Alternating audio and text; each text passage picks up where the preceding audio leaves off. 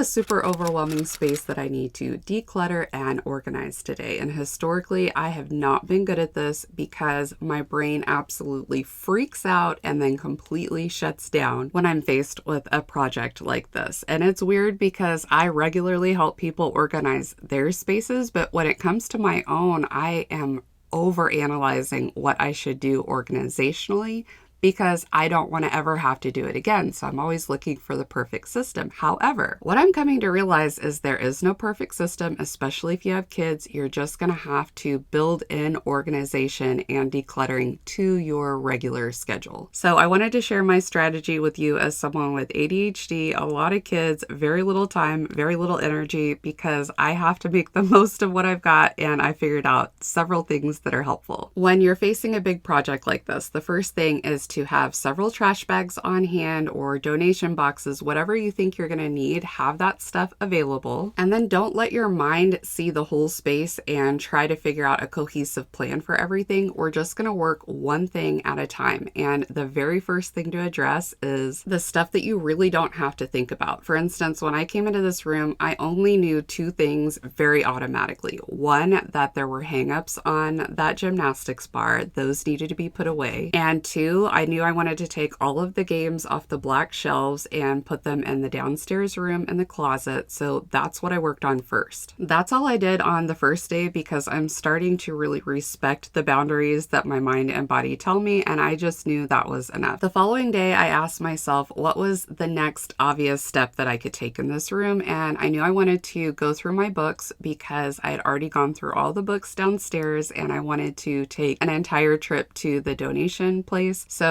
I wanted to get that knocked out. After that, I wanted to address these plastic drawers. They have a bunch of my resin art. So I tossed those old supplies, found a bunch of papers my kids had stuffed under the dresser, and that was that. While I was upstairs, my husband was downstairs cleaning and organizing a room that we're going to make into our kids' playroom. So we took the couch from upstairs downstairs to put in that playroom, and that really freed up the space and helped me see a little bit of light at the end of the tunnel. And I got through the entire room by just trying to shut off my brain. I was not wanting to overanalyze or think of a perfect organizing system. I just focused on one area at a time. And each area I would ask myself, what is the most obvious thing that I need to do here? And I get that done. And then next I would try to see if there was trash or donations, and then I would get that handled. Next, I always like to categorize. So for instance, all the books are going to go near the books. All of the controllers and cords are going to go in their own pile. And then once things are cleaner, you can kind of see where you want to place stuff. If organizing is still stressing you out at this point, I totally get it. If you have a bin or a basket, try to put your categories that you don't know what to do with in your bin or basket and put them in the spot you think is the best. Because here's the thing, your home does not need to be aesthetic in order to be functional and comfortable and a wonderful place to live. If you can just focus on the steps of getting rid of any trash and getting rid of any stuff that you want to donate, you will have a lot more room and you will be able to think better, but you don't need to do it right now. You took care of the important stuff right now. You can come back later and decide a way to organize. And guess what? If stuff just stays in the bins, you will find out that maybe you don't need that stuff to begin with because you're not reaching for it ever. And if you are reaching for it, you're going to start to notice a pattern. For instance, the kids are always asking you for school supplies. And so you decide to take that bin of supplies and put it in a really accessible spot so they can get their own supplies. I am proud of you. Thank you for being here. And I will see you tomorrow on day 18.